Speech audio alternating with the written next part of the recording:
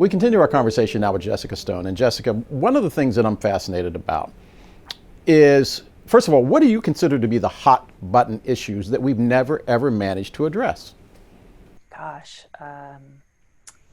you mean you and I personally in our No, conversation? just as a society. I would say one of the main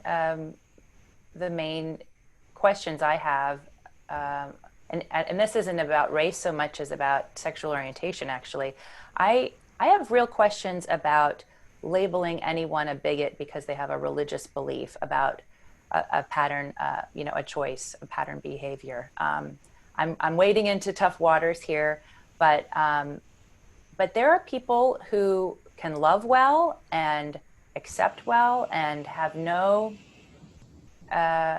prejudices against groups of people who make different choices than them. And we don't seem to be able to separate the ability to say, hey, I have a certain set of beliefs that doesn't think that that's okay in a biblical sense. I'm really talking about the religious person who No, I know exactly what you're talking about. that perspective. Right. But I'm not going to mistreat you. I'm not going to deny you a job. I'm not going to, we should be able to have open conversations. We're going to have to find a way to get along and agree to disagree. No, I agree with you on that one because I've actually had to deal with that one personally.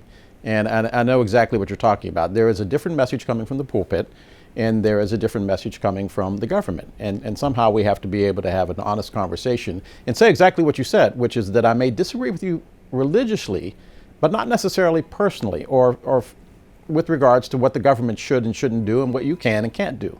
But my question of you had to do with the right to life versus right to choose.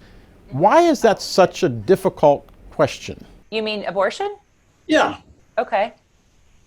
Why is it that, and I'm speaking from the male standpoint, I have my wife, I have two daughters, now I have three granddaughters and one grandson. The reason that I am pro-choice has nothing to do with whether I support or don't support abortion. I don't support abortion.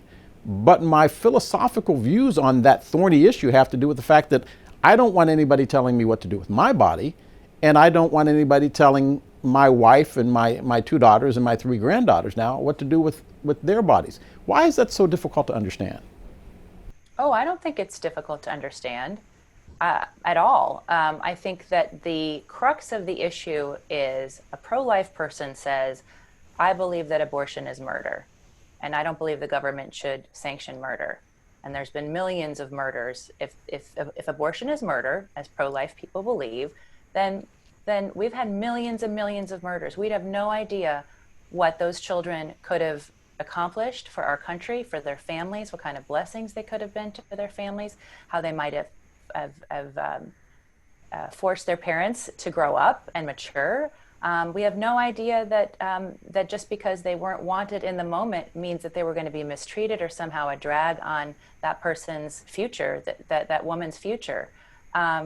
So I think it's really a question, in my mind, when it comes to why we talk past each other on this issue, of which is your value set. Is your choice more important than this life, or is this life more important than that choice? Is your life as a woman and the choices that you are forced to make as a result of pregnancy, is that more important, or is that child's life more important? And that's where I think the conversation has gotten away from. But that's where, certainly, where I think it is. When we come back, Jessica's question of me. Stay with us.